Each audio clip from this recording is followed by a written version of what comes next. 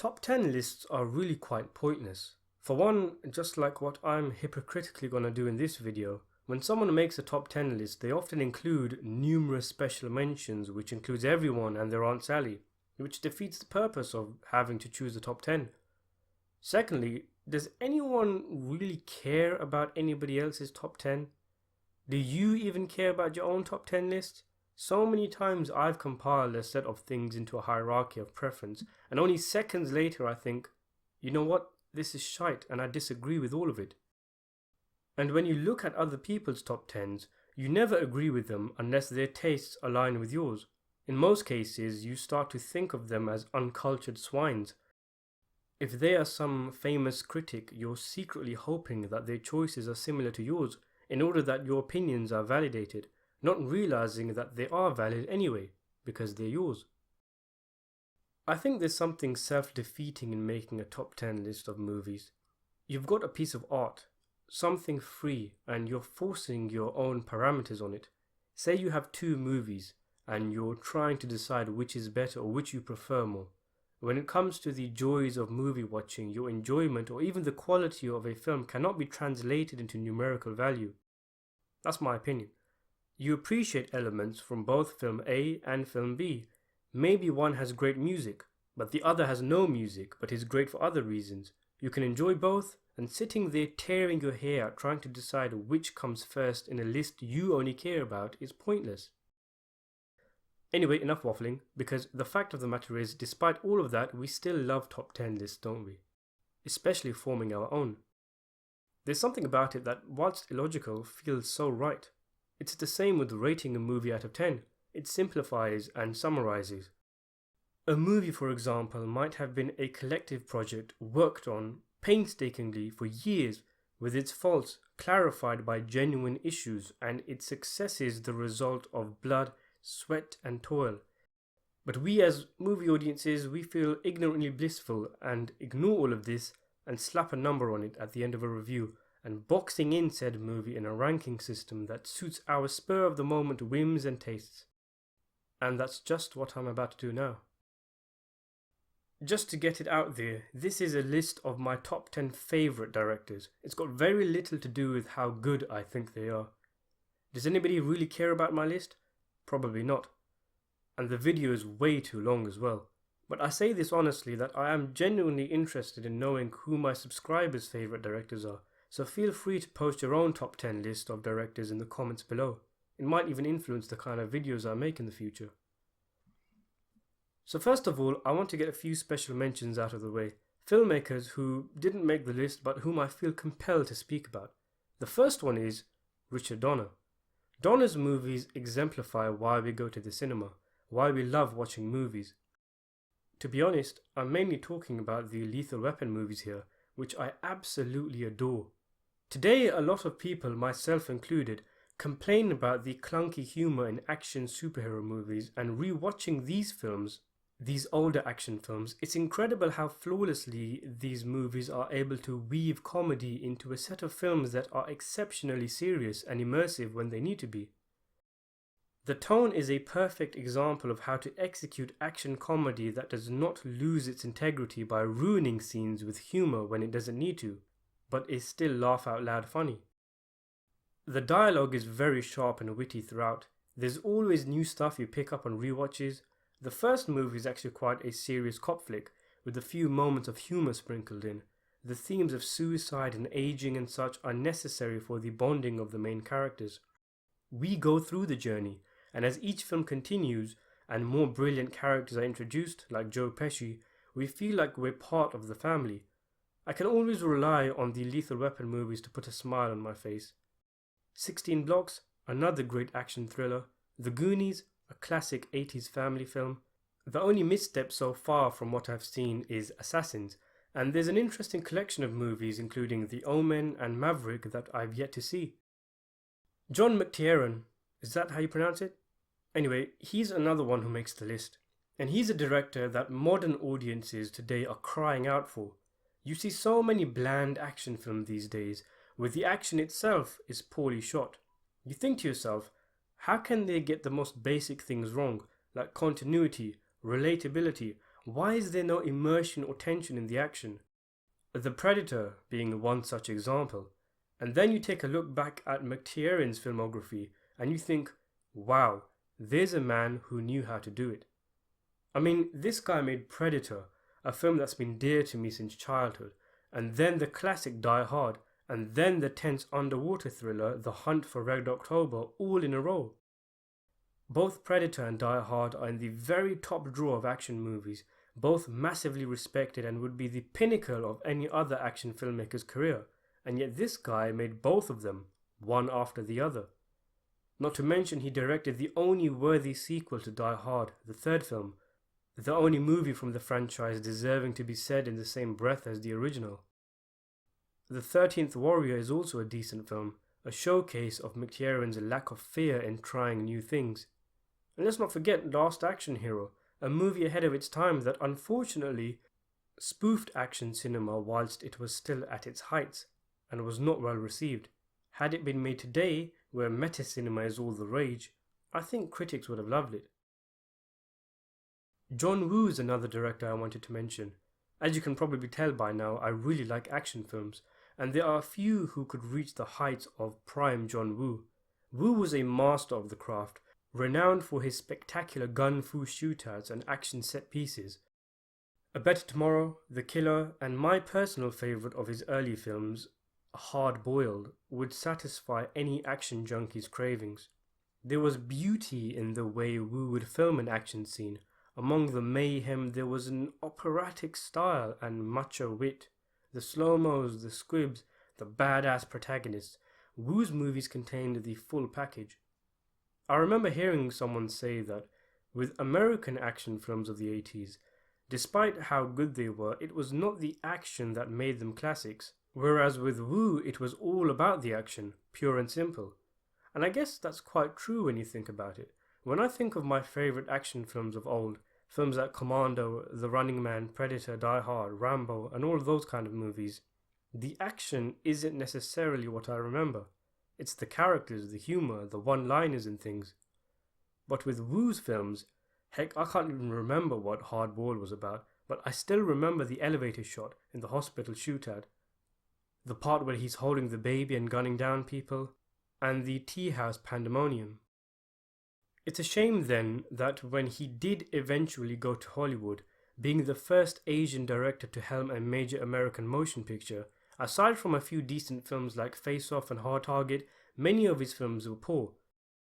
He was wasted in Hollywood.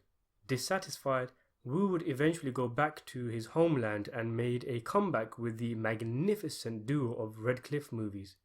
Admittedly, I've only seen the condensed American version which cut so many scenes out and merged the two films into one. Still though, it was absolutely brilliant, a true swords and sandals, Chinese mythical historical epic. The special effects were spectacular, especially when you take into consideration what effects-heavy Chinese films usually look like. There was a lot of memorable characters and battle scenes.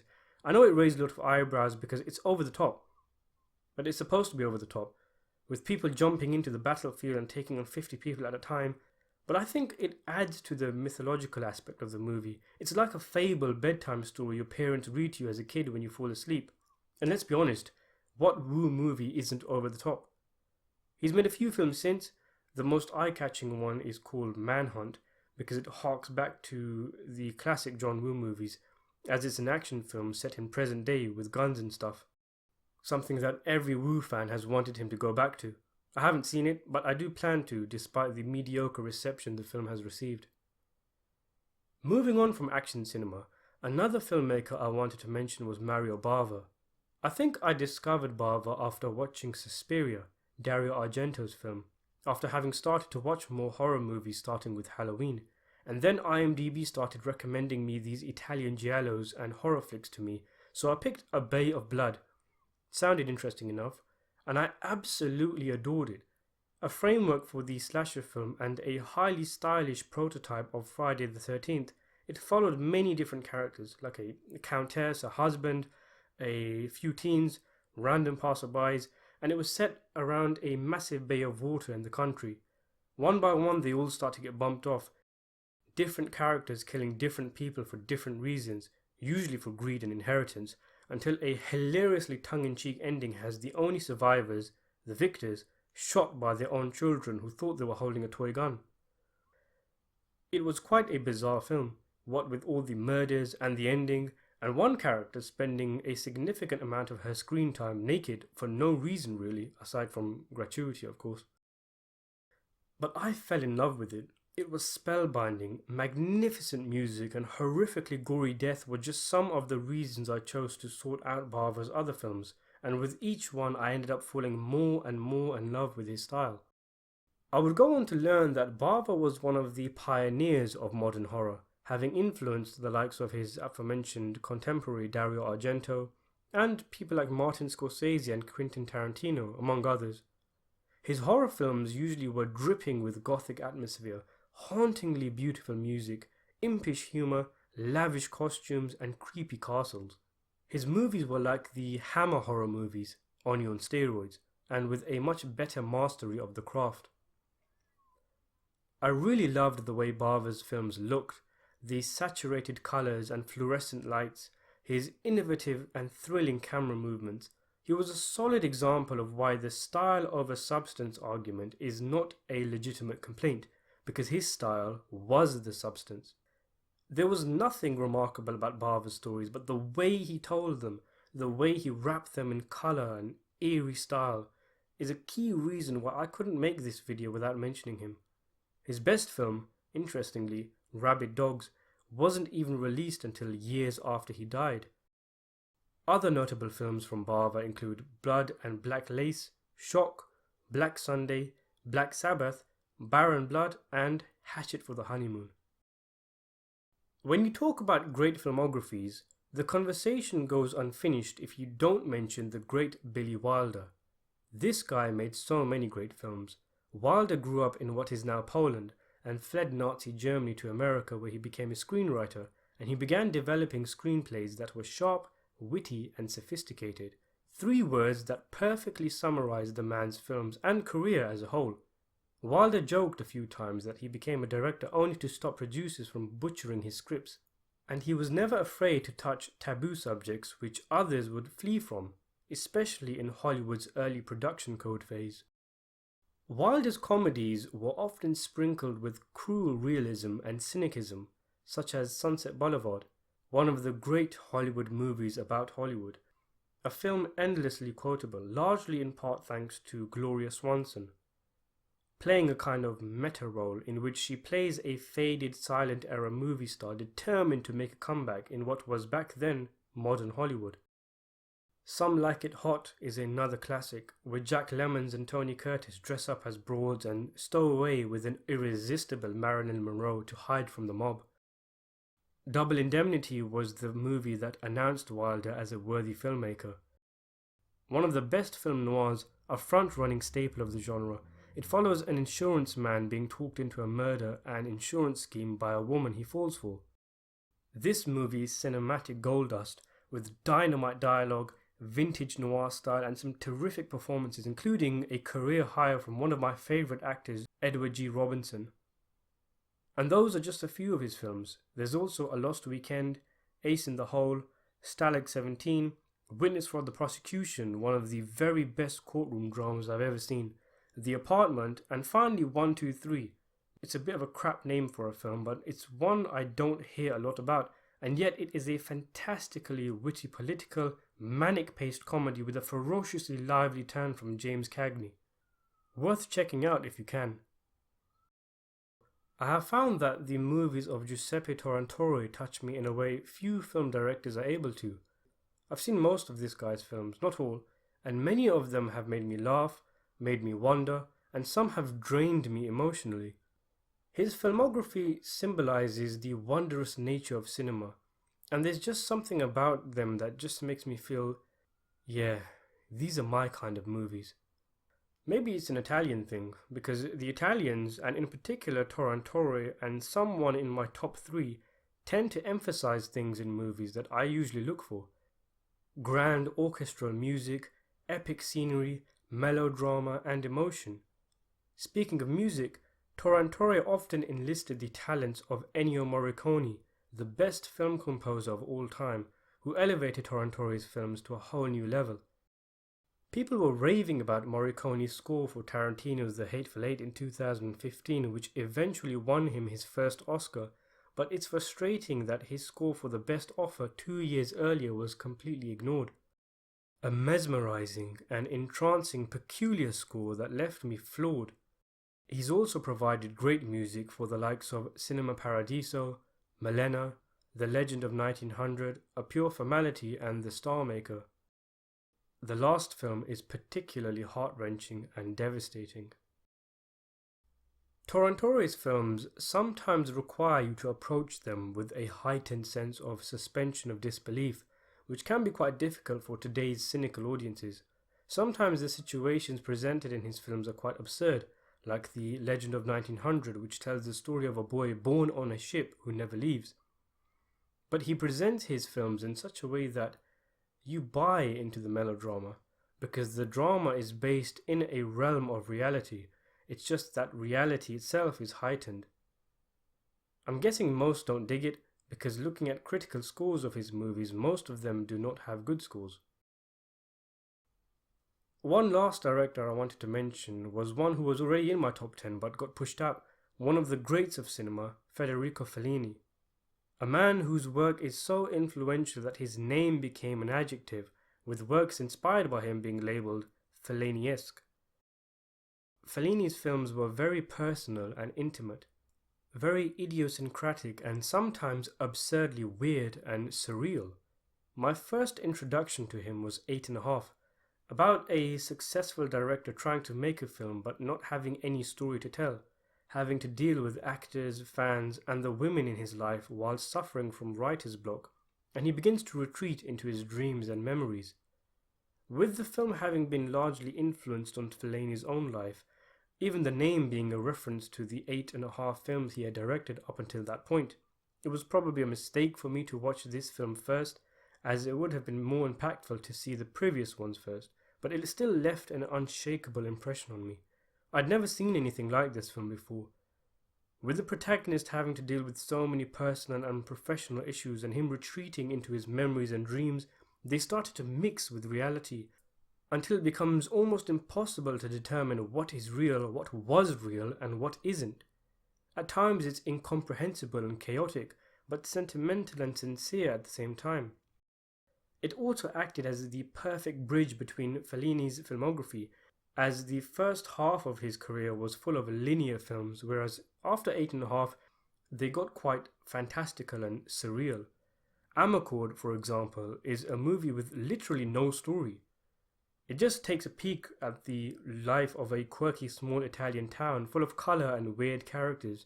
There's 2 other brilliant films he made that I've seen, La Strada and Nights of Cabiria, both very emotional and gripping, and one of his earlier films, Il Vetellone, a film of simplistic beauty and great characters, and one of the key influences of Martin Scorsese's first hit, Mean Streets. So anyway, that's enough special mentions. I've been yapping on for a while now. If you haven't already turned the video off, you're probably asleep.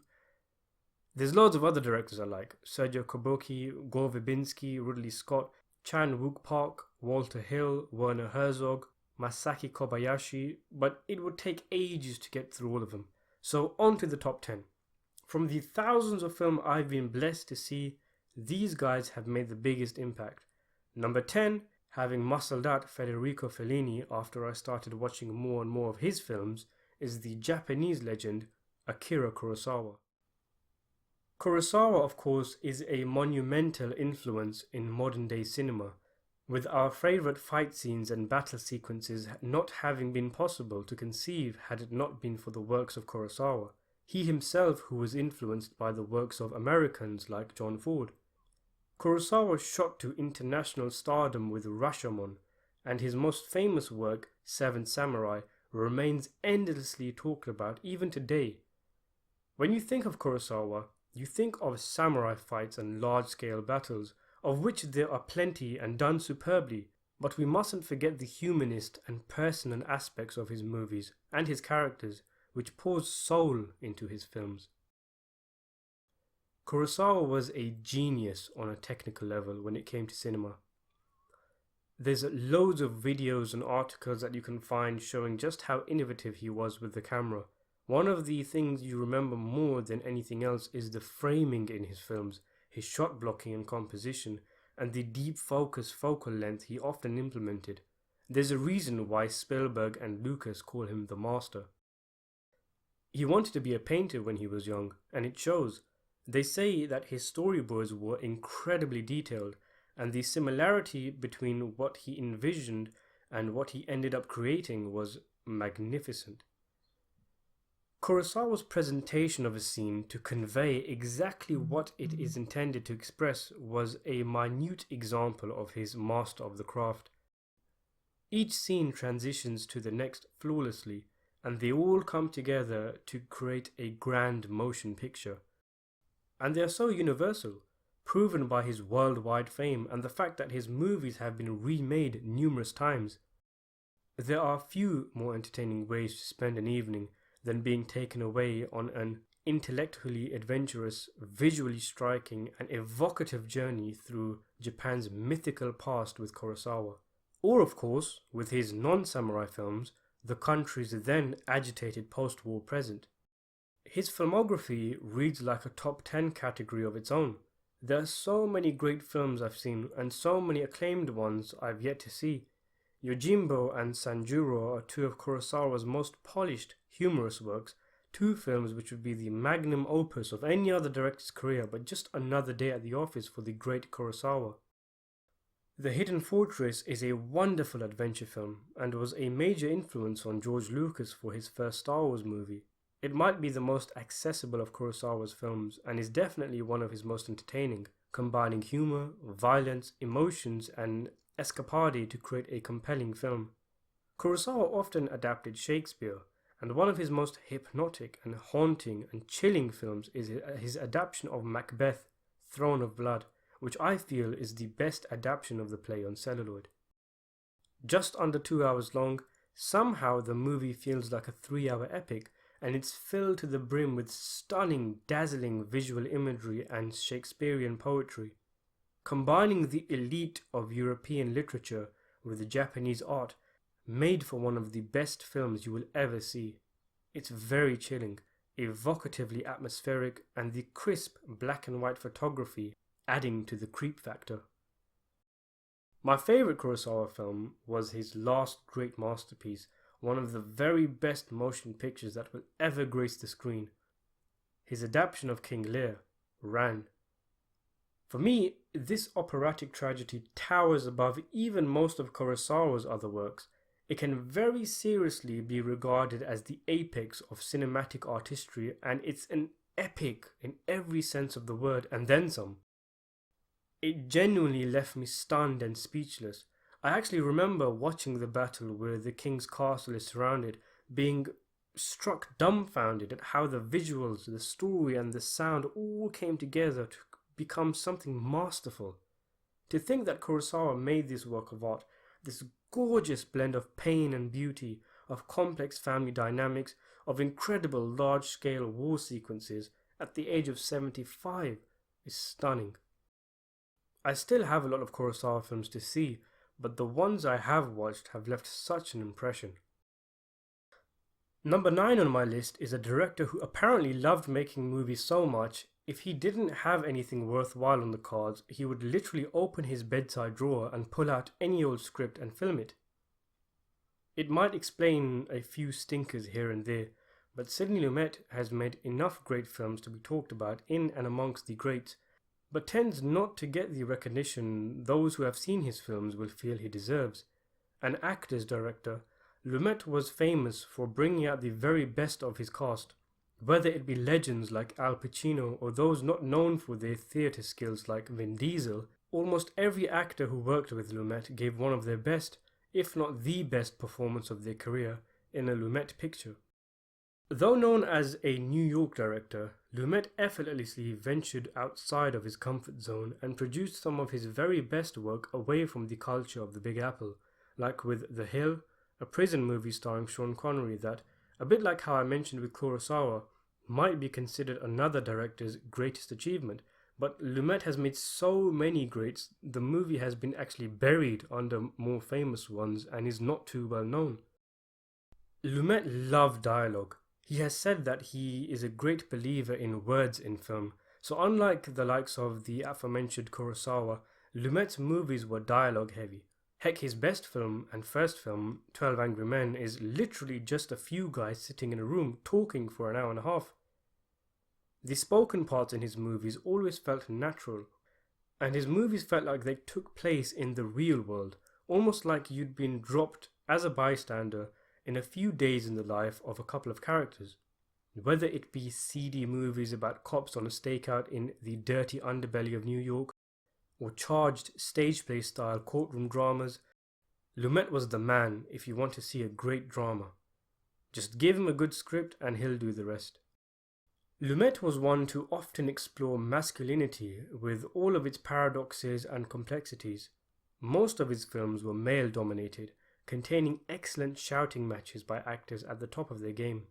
The themes that often reoccurred were social themes such as that involving police morality and ethical responsibility. Many of his films feel rough, raw and real, and were shot on location, and they epitomize the phrase dark and gritty, which has been overused so much in recent years. His movies are unsentimental and to the point.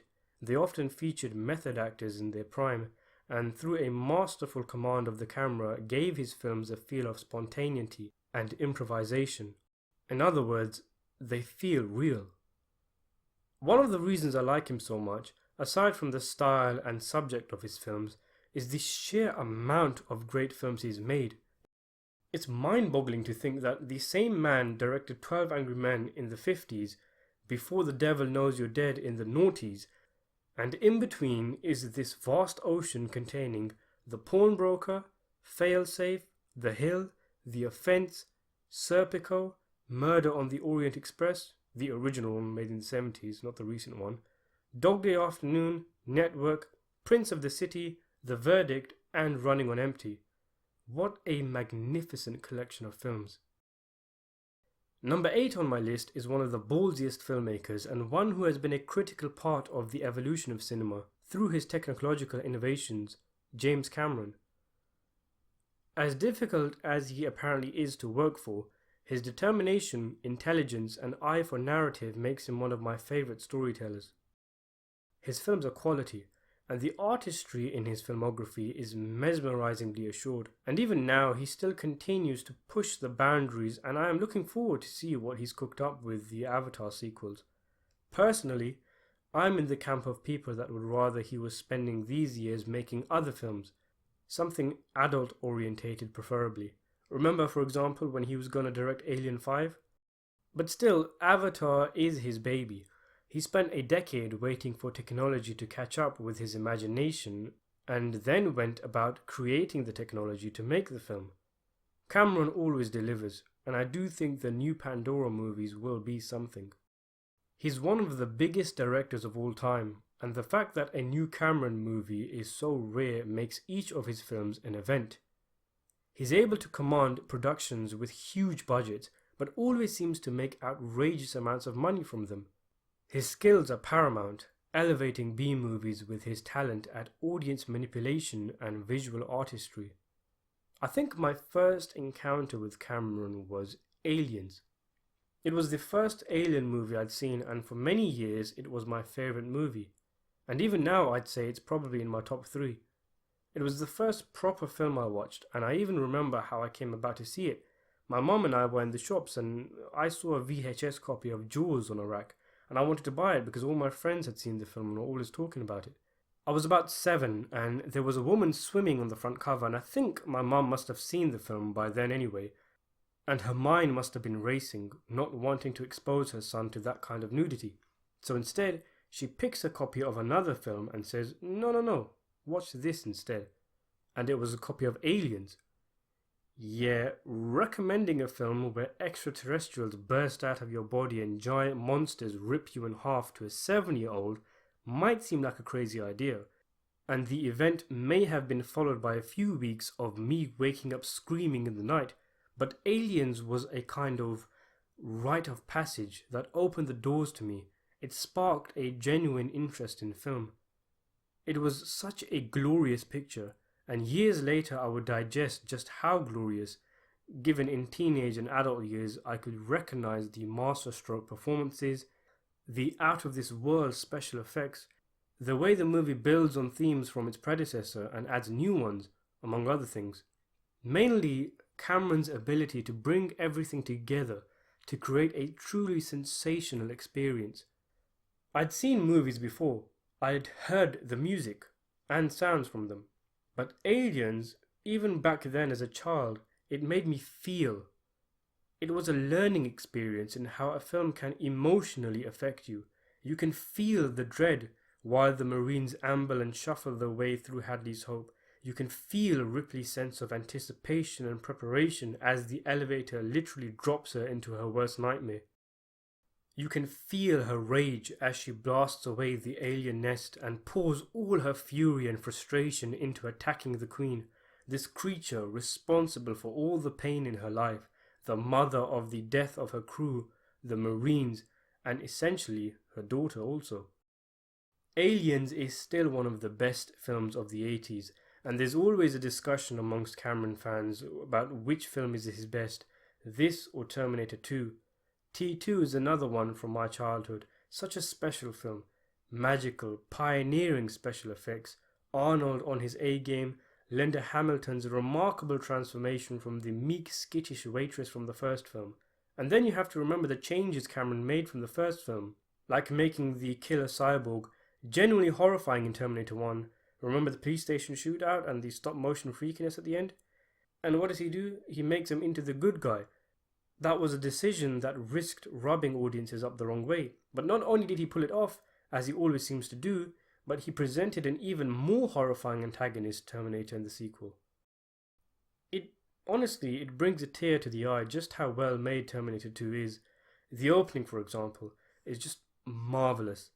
A perfect precursor for what is to come in the film. From the first frame, right up until the opening credits, it just sucks you in and doesn't let go. Showing modern day rush hour, children playing in the park, and then immediately switching to the death and decay of the future, an exciting short little skirmish between the men and the machines, highlighting the might and manpower, so to speak, of Skynet. This is a long time before it would end up being a phone app in Terminator Genesis. And obviously Sarah Connor's grim but hopeful narration. Then you have a badass looking extra as John Connor surveying the horizon, the fade transition to the flames, and then the line, "It was only a matter of time which would get to him first." And then the music kicks in and Arnold Schwarzenegger's name appears on screen. It's just brilliant. When you watch Cameron's movies, everything seems to be perfect. The story is great, the acting is always on point, even from the extras and supporting cast. The effects are part of the reason why he's famous. The music, usually from James Horner, always delivers. His films are wrapped in perfection. The step up in quality from similar films always clear. Titanic and Avatar were two events which took the public by storm, both wonderful experiences also. True Lies I was a little disappointed with at first. I felt it was beneath the ambition of Cameron's usual fare, even though you had fighter planes shooting into buildings and horses running around shopping malls. It was weird to me that Cameron would settle for making a Schwarzenegger vehicle film. It also felt a little artificial, a bit unauthentic in its attempts to recreate the B-movie magic and charm that a lot of the 80s action films had. But I warmed up to it eventually, started to see the quality in the film, Jamie Lee Curtis and Bill Paxton being fine additions, and it's probably as good as a movie of this type is able to get. Before I move on, I really want to mention The Abyss. I love this film. It doesn't get as much love as other Cameron films, and though it is flawed in places, it is truly a magical film. Very scary as well. There aren't enough films about the deep sea, and the deep is something I find fascinating and terrifying. The film is an immersive, claustrophobic experience in which a diving team are trapped in a submarine with no contact to the surface as a brutal storm hits above them. It's so exciting, and seeing the way the story develops, you have no idea what's going to happen next. I could have done without the aliens though. I know they are integral to the plot, and it's not that they come out of nowhere, because they don't, but I found the rest of the stuff, the infighting, Michael Biehn losing it, Ed Harris going after the bomb, the flooding, all of that stuff, the lifelike drama and catastrophe was so interesting. And when the aliens came along with their Green Party manifesto and we end on a sappy tender kiss between the two leads, it's like, did Steven Spielberg take over the end of the film? A dip into proper masculine cinema with my number 7, as it's Michael Mann. This highly stylish filmmaker, whose movies are often studies of hardened, complex, strong, driven men and their women by their side, full of action, but also quieter moments when characters stare out of windows and cars, where the film slows down and allows us to ponder and contemplate. Mann's films, on the surface, can seem superficial. Thief is about a jewel thief, Heat about cops and robbers, Collateral about a contract killer using a taxi to carry out murders across the city. But when you watch his films, there's a wave of intimacy that hits you, something that exists underneath the layers, underneath even his visual creativity. He understands his characters on such a personal level. He shows us them in their most intimate and private moments and thoughts. We feel the weight and burden, for example, on Russell Crowe's whistleblower in The Insider, paying for the price for having principles. This impending doom that slowly drums up through so many of Mann's films, the oppression of the soul, the reoccurring theme of imprisonment and isolation. His filmography has several greats, and though I'm not a fan of his later works when he started tinkering around with digital cameras and didn't pay enough attention to the characters, Black Hat, what was that film even about? Prime Man was a force to be reckoned with. Thief was an excellent debut, a calling card showing the blueprints to what Mann would later be famous for. James Caan was brilliant as the emotionally distant protagonist, and Mann's OCD level attention to detail was on display for all to see. He even hired actual jewel thieves to advise on how to rob a safe. A great crime thriller, whose style of the Tangerine Dream electronic score would bleed into the likes of Manhunter. A huge influence on modern day thrillers. Incredibly stylish, almost art house, soaked in neon. This style would be perfected by the time he made his last great movie, Collateral, with Tom Cruise in a rare villain role, with Mann capturing the essence of LA nightlife. I remember a scene where Jamie Foxx is at the traffic lights and he stares out the window and sees some wolves pass by. The way it's shot makes it feel so spontaneous, like they just happened to pass by and the crew caught them on camera. Last of the Mohicans is a bit different, a film about Daniel Day-Lewis escorting a woman through the Indian-French War. The final 10 minutes or so, as anyone who's seen the film will know, when the music kicks in, epitomizes the phrase movie magic. The two films I adore of his, above all others, are Heat and The Insider. Heat is the movie that crime film fans dream about, bringing together Robert De Niro and Al Pacino, two titanic actors at their peak for one of the best crime films of all time. And it utilizes their talents perfectly, having one as the protagonist and the other as the antagonist. Their lives comparable enough that the two come to an existential understanding and find mutual respect during the famous coffee shop meeting scene. Flip side of the same coin, as it's been put numerous times, and it also describes the nature of the film, following a crew of bank robbers and simultaneously the cops trying to take them down. The film is ridiculously entertaining and so cool. The characters are just damn rocking in their slick suits and shades. The depth of the characterization of the main players, especially the two leads, is staggering.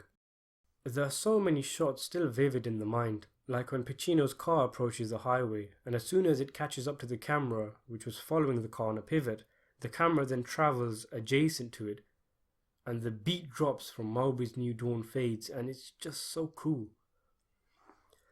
I always flip-flop with which is my favourite Mann film between Heat and The Insider, Pacino again on board with a strong performance, but the star of the show is Russell Crowe, giving a humane, understated and measured performance as a biochemist for a big tobacco company who agrees to speak to 60 Minutes about his company's practices.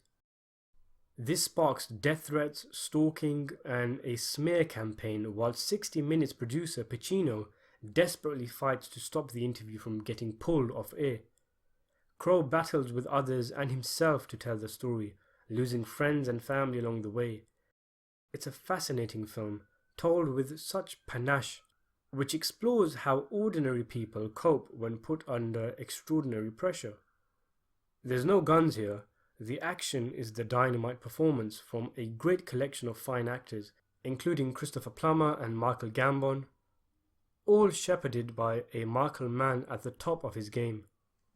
The cinematography especially was magical in this film, and the way Mann used it and the music to portray Crowe's downtrodden breakdown in the hotel room might just be the best scene of the director's career.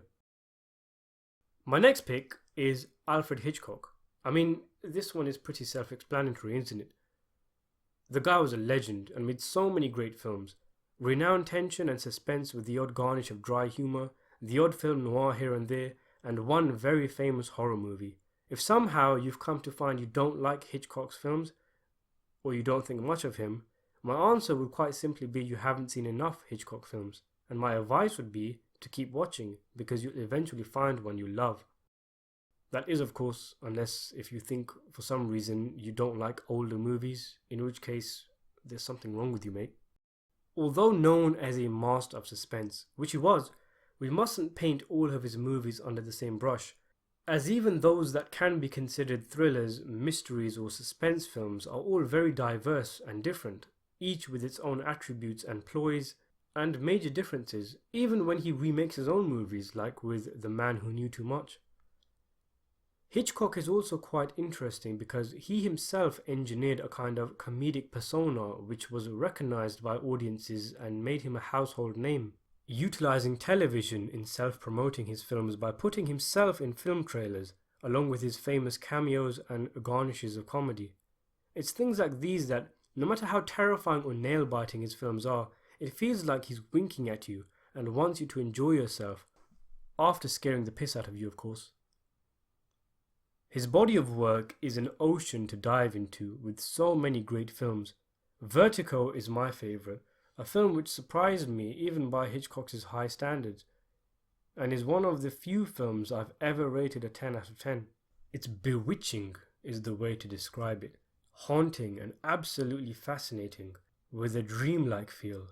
Like in many Hitchcock movies, it was also remarkably influential and innovative, birthing slit can photography and the dolly zoom. Then you have Psycho, a film embedded so deep into our culture it's difficult to imagine how shocking this movie must have been when it came out all those years ago. With the most famous bait and switch in film history, one of the most famous killers in film history, and arguably the most well-known horror score in film history, Psycho is Hitchcock at his quintessential rule-breaking peak. The Birds is his only other all-out horror movie, concerning flocks of birds randomly starting to attack townsfolk. Now probably more famous for Hitchcock's cruel treatment of Tippi Hedren, in which he had her fight off live birds for a week before she collapsed and apparently sexually harassed her and ruined her career when she refused his advances.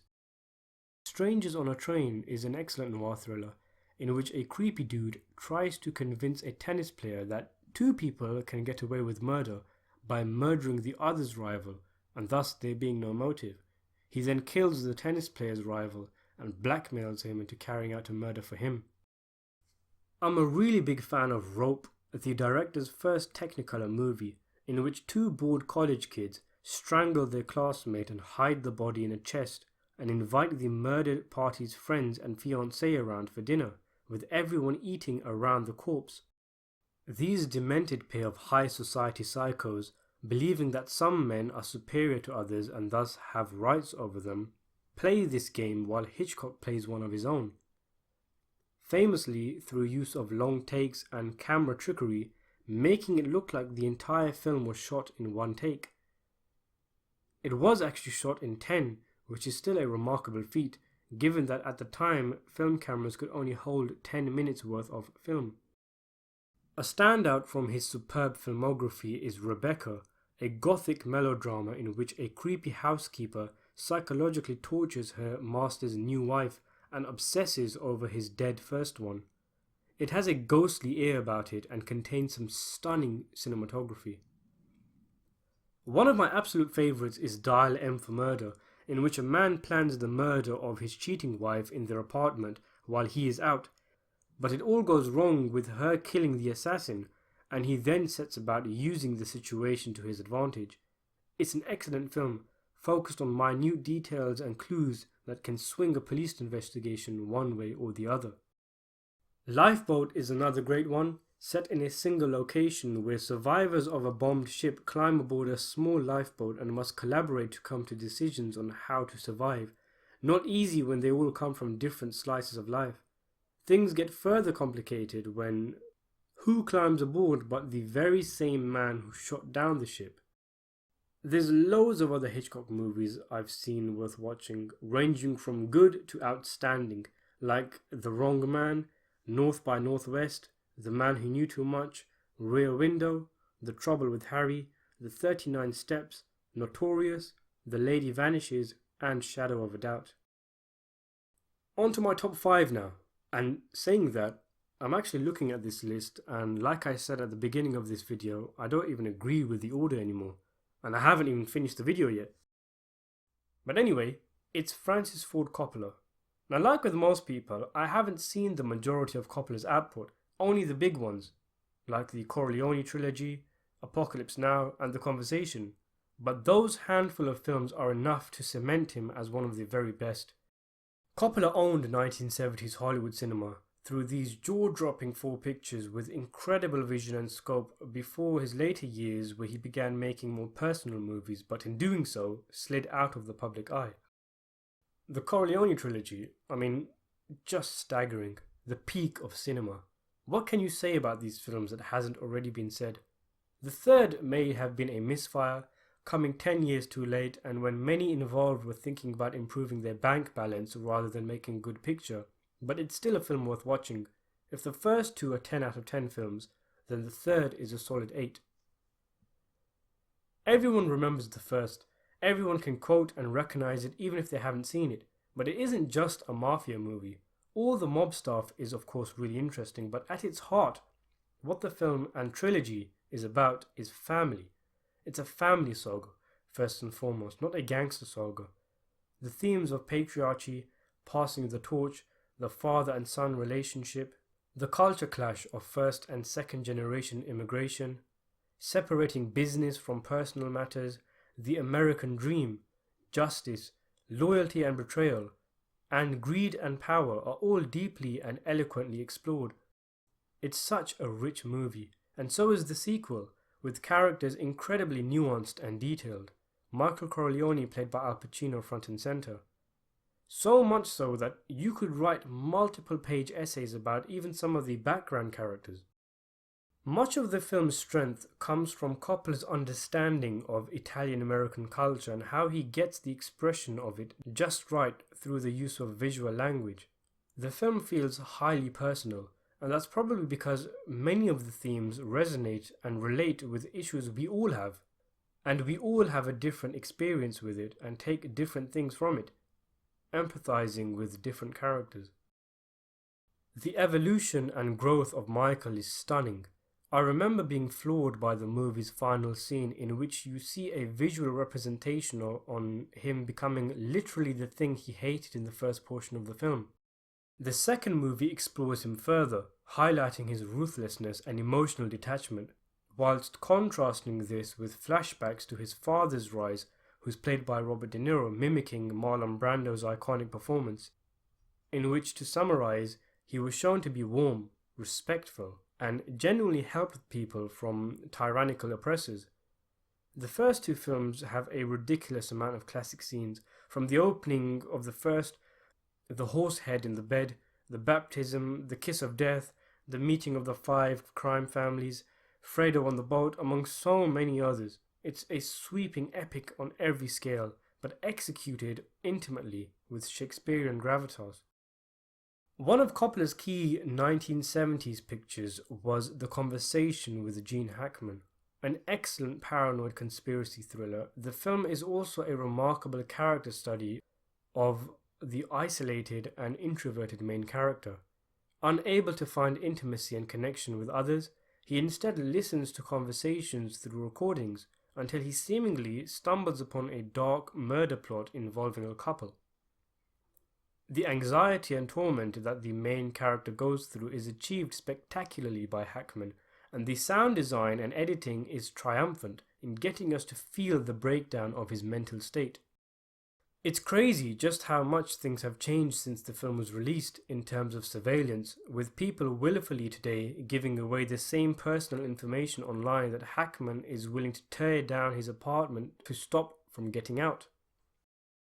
Coppola's legendary masterpiece Apocalypse Now, almost as famous for the catastrophic and traumatic behind-the-scenes making of the picture as it is for being a great film, is one that he would throw an insane amount of money and effort into, a movie that is said to have almost broken him financially and mentally, a movie that looked like it was going to be an unsalvageable mess after so many years in hectic production, but ended up becoming one of the most authentic and haunting depictions of war on screen.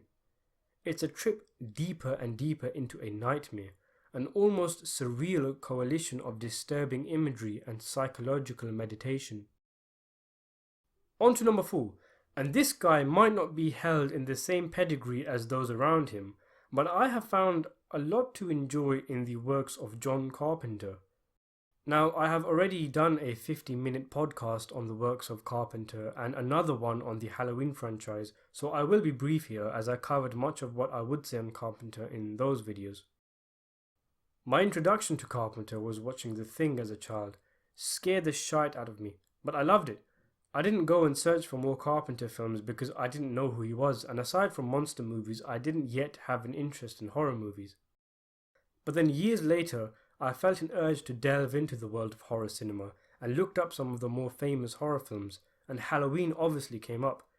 Very famous film, everyone's heard of it, and I found it interesting that it was made by the same guy who made The Thing, so I gave it a go, and I absolutely loved it. And then I watched another Carpenter film, and then another, and then another, and with each film I became more and more impressed.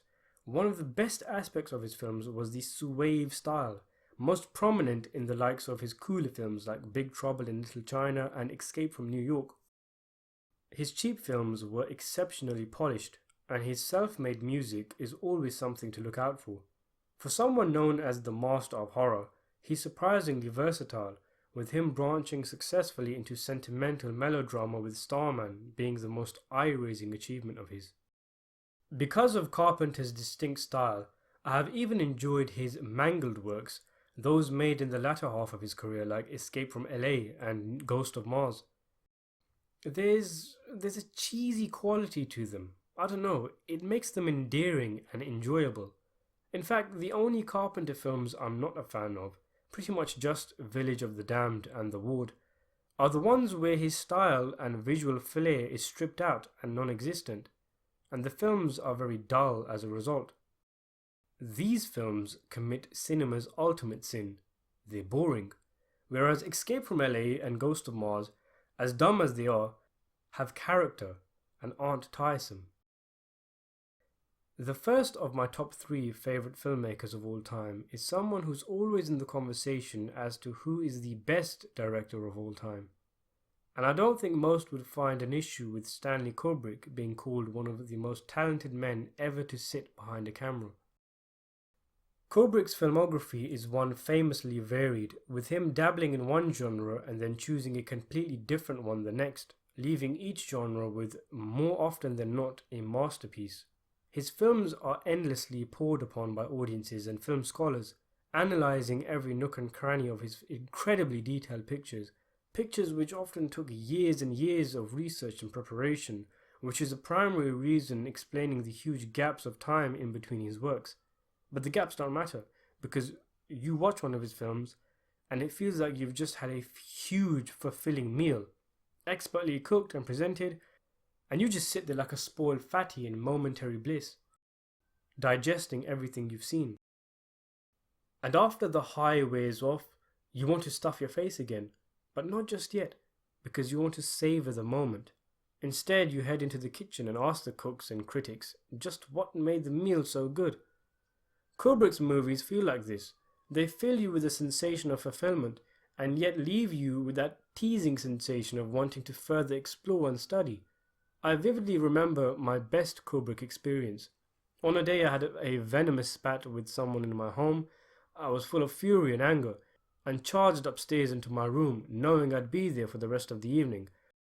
I locked the doors to keep out pesky intruders, turned off the lights, put the volume on my TV on high and plugged in 2001 A Space Odyssey and sat in undisturbed silence for the next 3 hours. It still today remains one of the best experiences of my life. I couldn't believe what I was seeing. The utter disregard of cinematic traditions, with the first half hour or so set in prehistoric times, with men in monkey suits beating the shit out of each other and then getting hyped about a black cuboid, and then jumping to way in the future, not a lick of dialogue spoken for such a long time, and huge chunks of screen time dedicated to spaceships twirling around in space to classical music I'd only previously heard in Tom and Jerry and Looney Tunes. There was an onboard battle with a crew and an AI gone rogue, followed by an LSD trip and then a massive baby and then roll credits. And that was it.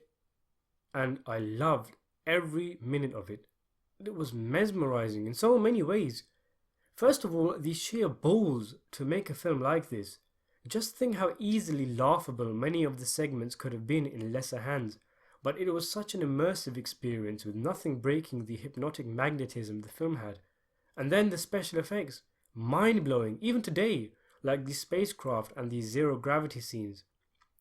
To think this was made in the 60s, it's impossible, it's a lie. How can it look so good? In fact, it looked so good it sparked the legend that the US government got Kubrick to fake the moon landing videos for them based on the effects of this film. It's quite stunning just how many topics are touched upon in 2001. Some things, like the ethics and dangers of artificial intelligence, would not be topics relevant until decades later. Many of the futuristic features that characters possess are things we have now. The face-to-face video calls like modern-day Skype and WhatsApp, the screens that they tap on are just like our iPads, and vocal recognition as well. I've heard interesting opinions that the brains behind a lot of modern technology like iPads and tablets actually derived ideas from this movie.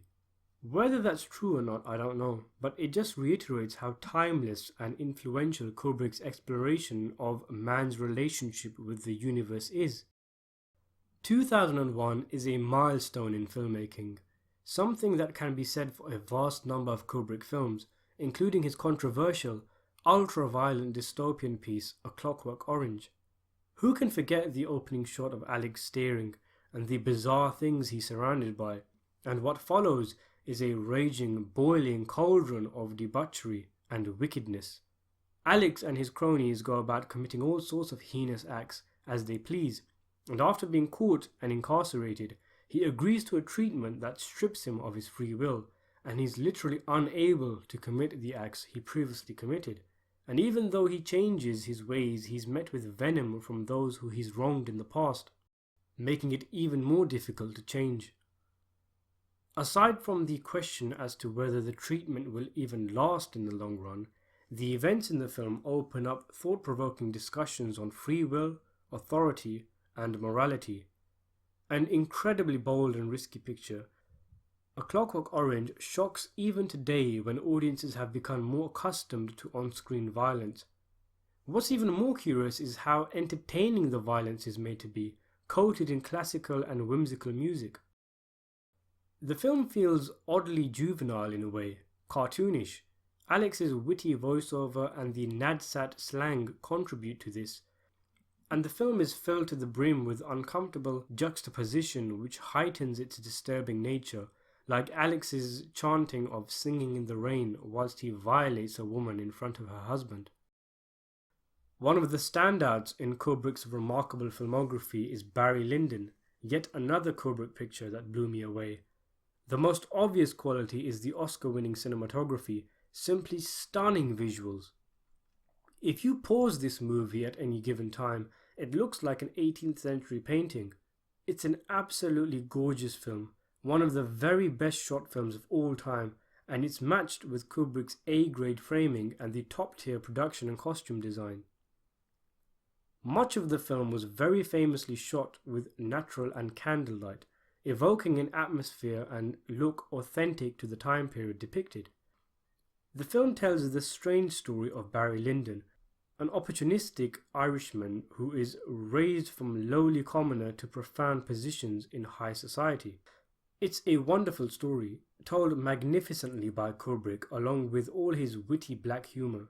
The wise narrator at times seems like he's taken the piss out of the characters, and that is one of the themes tackled by the film, unveiling the shallowness and frivolity of high society.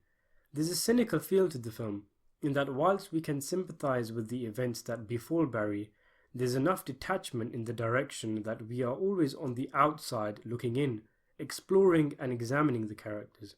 That's not to say there isn't room for emotion. It's one of Kubrick's most emotional movies, and along with Paths of Glory, serves as a rebuke for those who claim Kubrick's films were always cold. Kubrick's Napoleon is often touted as the greatest film never made, and if the trade-off is that he would then produce this picture, then I think it's not a bad deal at all. Those three movies are what I consider to be Kubrick's best.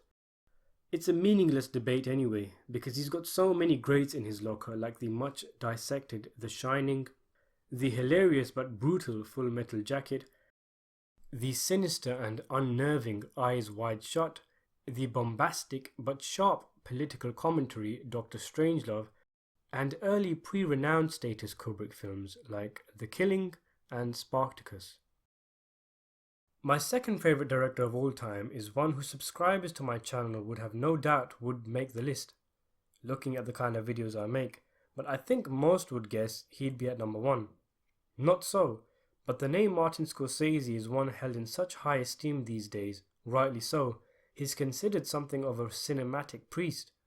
Certainly, his knowledge of film is so encyclopedic that he'd make a fitting substitute if IMDb crashed and burned. But his talent as a filmmaker is mind-boggling. What gets me is that with other directors, authors and directors with vision and something to say, especially those from the Hollywood New Wave, a generation from which Scorsese did manifest, they might make a few good films, maybe even a timeless classic if they're in that category of 1%, and then they fade away into obscurity. Or you could have a director whose best hits are intercut with flops, and so on and so forth. The thing with Scorsese is, though, he's been working since the late 60s and is still working, and yet has never made a bad film. Okay, maybe Condon is a bit boring, and Boxcar Bertha was an early favour to Roger Corman, but he's consistently made brilliant pictures, and there's not a single director alive that has reached his heights and stayed there as consistently as he has.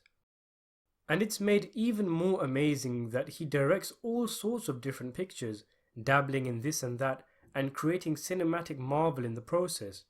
You ask yourself, is there anything this guy can't do? At times it seems like he's not even trying, that it all comes effortlessly.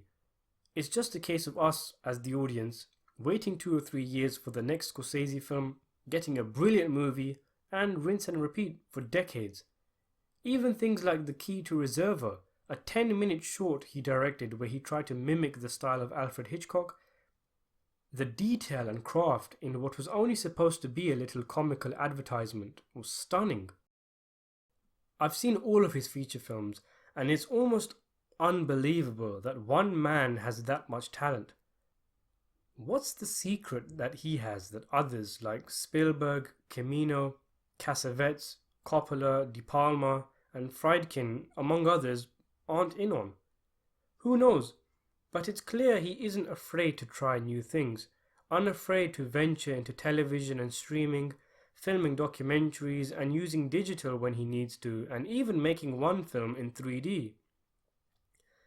Scorsese once described himself as being an in spite of Hollywood director, as opposed to being a Hollywood director.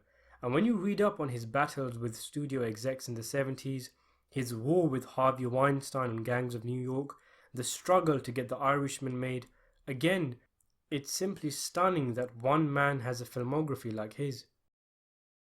Now, I'm not going to talk too much about his films because I want to go into quite a bit of detail, but it would make this already chunky video even longer.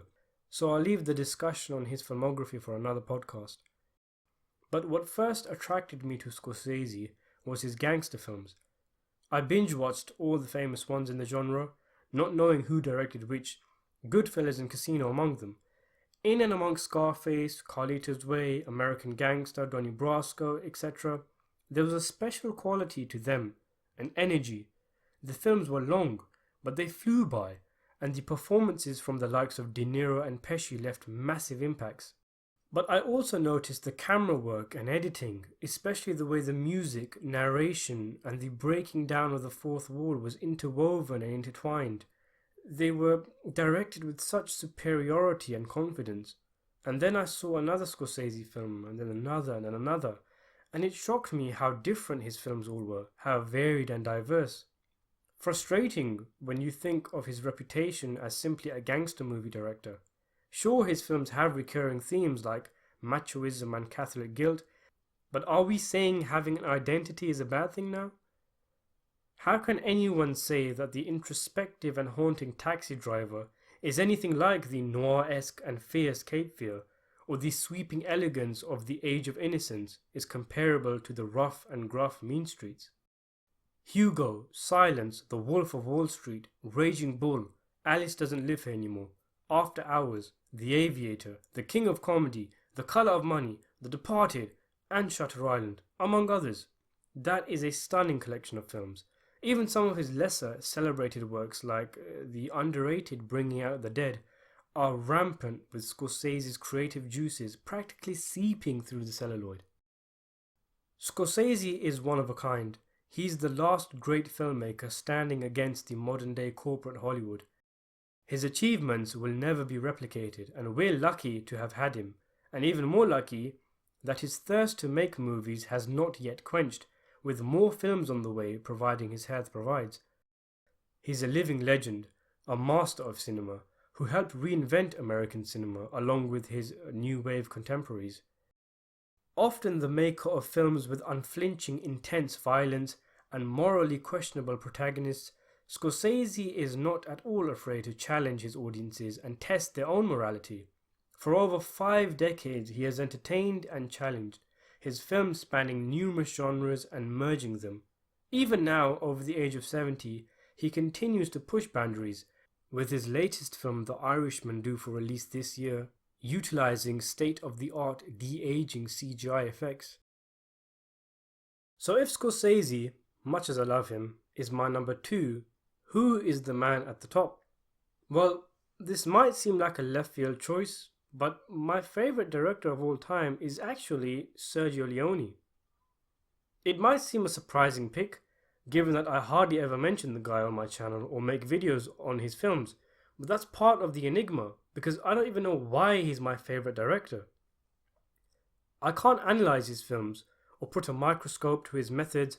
I've never even made a video on him because I wouldn't know what to say. His films just resonate with me. They just hit all the right marks, and they are just so cool. Have you ever come across a filmmaker who just gets you, who knows which beats to hit and which buttons to push? Scorsese comes close, but the man for me is Sergio Leone. Once Upon a Time in the West, in America, For a Few Dollars More, and The Good, the Bad and the Ugly, perfection is how I would describe these films. Improvements are impossible, enhancements inconceivable, because they are quite simply without flaw and reach the stratosphere, the highest peak, the very best of what filmmaking is capable of. And then there's obviously also the excellent A Fistful of Dollars and A Fistful of Dynamite. The Good, the Bad and the Ugly was my first real gateway into cinema. I know I said Aliens was my first proper mature film I had seen, but later when my mum recommended to me this cowboy movie that was on TV, it showed me just what films are capable of, just how good they can get, just how they can enthrall you, move you, tease you, and tense you, all through simply a collection of sounds and images. Leone's works were perfectly complemented by the film composer Ennio Morricone, second to none in my opinion, whose mesmerizing catalogue of film music really bested his work with Leone. The music just takes you away at times. It always achieves its goal, whether it's simmering under the radar to generate building tension like in Lee Van Cleef and Klaus Kinski's duel in For a Few Dollars More, evoking sympathy and tears like in the conversation between Tuco and his brother in The Good, the Bad and the Ugly. What a scene, by the way, so much raw emotion packed into 3 minutes. Or whether Morricone is quite simply delivering an epic smackdown over our ears, of which there are plenty of examples. Leone and Morricone are one of the best partnerships ever to grace the movie world. Sergio, of course, breathed life into a dying genre with his spaghetti westerns, and then gracefully drew the curtain on the genre with Once Upon a Time in the West. A Fistful of Dollars propelled him, Clint Eastwood, and Morricone into stardom. At least it made them more well known and propelled Eastwood into stardom. An unofficial remake of Kurosawa's Yojimbo, Fistful is a little rough around the edges, but the quality is on display for all to see. And Leone's remarkable talent, which he would immediately perfect with his next film. The famous wide shots, the instant close-ups, the extras, hand-picked for authenticity and characterization, the now legendary framing and shot composition, the cool, strong and silent protagonists, the iconic outfits, the music, the stories, the characters, the sense of manliness and bravado, honor and grittiness. Damn, there's so much to love with Leone. For a Few Dollars More is light years better than its predecessor, where clearly everyone involved had a better grasp of their craft. Morricone upped his game and innovatively used music that was specific to individual characters, something that would become very important in part of the story in Once Upon a Time in the West. Gian Maria Volonté returned and Lee Van Cleef was thrown into the mix, and each of the three main characters held their own against each other, and a colourful cast of supporting characters in a brilliant story of revenge and greed. Eastwood and Van Cleef is an A-grade pairing of alpha male macho-ness, and they both had great chemistry together. Having the main character in a western be a bounty hunter motivated solely by greed was unheard of for American audiences, and so was the hyper-stylized violence and sadistic bad guys. The Good, the Bad and the Ugly was the culmination of the so-called Dollars Trilogy or Man with No Name Trilogy, and it is an epic in every sense of the word, and one that I've usually said is my favourite film of all time, although this can flip-flop with a number of Leone pictures. The score became synonymous with westerns as a whole, and the three-way duel which acts as the climax remains one of the most tense scenes in cinematic history. Eli Wallace's Tuco is the heart of the film, a bumbling, conniving bum who is shown to be quite a complex character eventually. The budget for this one was much bigger, and is clear in the film's scope. But in spite of the film's big moments, it's the small ones that stay with you. Eastwood comforting a dying soldier, Tuco's confrontation with his brother, things like that really added to the film and gave it more heart. I heard that Leone wanted Charles Bronson or Henry Fonda for the lead in A Fistful of Dollars, but both turned it down. And subsequently, they turned down the next two movies. But by the time Leone began working on Once Upon a Time in the West, he was so popular they both agreed to be in it. And Leone utilized this by making Henry Fonda, one of America's most beloved actors, into a sadistic child murderer. I did a video on Fonda's character in the film, if you're interested, called Frank, Death of the Gunslinger. But he's just one of the few detailed and highly complex characters in this slow, delicate opera whose lengthy silence is sparingly shattered by lightning-fast violence. Leone doubles down on his trademarks in order to present this love letter to the West. Who can forget the close-up of Bronson's tear-speckled eyes in the climatic duel? It's a gorgeous picture, visual poetry. Leone directed a few scenes of the uneven but entertaining slapstick My Name is Nobody, and then made a picture called Fistful of Dynamite that he signed on to only reluctantly, as there had been behind-the-scenes issues and he didn't want to make the film anyway. This is considered something of a misfire for Leone, and though it's true, it doesn't reach the heights of the films around it and has some bizarre scenes. It is still a great picture, featuring Rod Steiger doing his best Tuco impression and an Irish James Coburn with a twinkle in his eye. It's a political western, focused on the Mexican Revolution. There are a few shortcomings, such as the messy pacing, but this film boasts some brilliant set pieces and shows that even when Leone wasn't interested, his creative spark was always flicked on, the on switch. Leone's final film, his sprawling gangster epic Once Upon a Time in America, is a crime film that I feel is in contention to being the best gangster movie of all time. For sure, it's a toss-up between Coppola's film, Scorsese's Goodfellas, and this. Goodfellas had not been made yet, so America's main encounter with the mob world was Coppola's movies, highly romanticized worlds where the criminals had ethics and codes. Leone's pet project, which had been something he apparently wanted to make since the early 60s, had its protagonists be extremely vile people, killers, traitors and rapists. The main character, played by Robert De Niro, commits some horrific acts throughout the film, and the film is made all the more poignant and powerful by having the character reach his old age and revisit the place and people whom he subjected a lot of his cruel acts onto. A bit like Scorsese's upcoming The Irishman, really.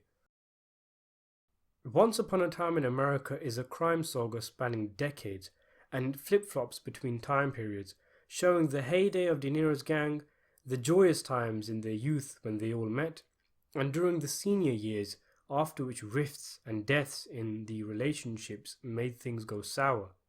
Despite the extreme violence, I found the film very moving, especially through its themes of nostalgia, regret, friendship, love, redemption, and self-examination. Morricone delivered a knockout score, one that can take you away to distant memories. As revered as the film is today, it was completely torn apart by critics upon release in 1984. Leone had originally envisioned 2 3-hour-long films, and then 1 4.5-hour-long film, and when this was rejected, then finally a 3-hour and 49-minute version, which he felt he was unable to further trim down as it would compromise the story. American distributors cut the film down further to 139 minutes and recut the film into chronological order without Leone's consent, and he was devastated when this version was wide released and it was reviled as nonsensical crap. Critics who had seen both versions condemned the changes made to the film, and the European version is often held as one of the best gangster films of all time. In fact, some cite the American version as the worst film of 1984 and the European version as the best film of the decade. Go figure, even after 20 years could they not see Leone knew what he was doing. The handling of the film was so crap that due to paperwork issues, Morricone's score was not even eligible for an Oscar. It's really irritating how much they messed this film up.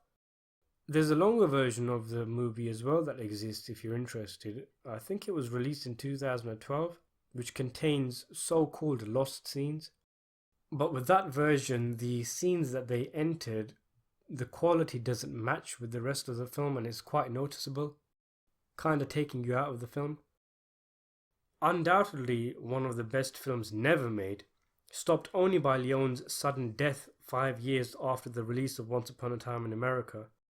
The Italian wanted to adapt the book, The 900 Days, The Siege of Leningrad, into a war epic simply titled Leningrad.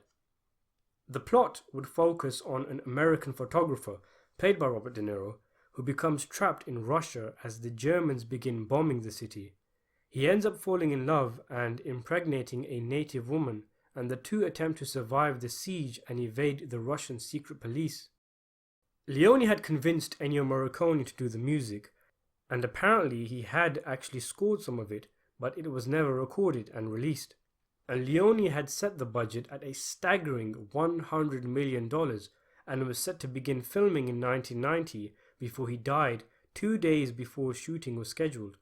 It's unfortunate, as Leone's creative talent and eye for epic cinema would surely have made this project one of the all-time greats. So there you have it, my top 10 favourite filmmakers of all time, subject to change every 2 minutes of course. If you're still here, then thanks for sticking with the video this long.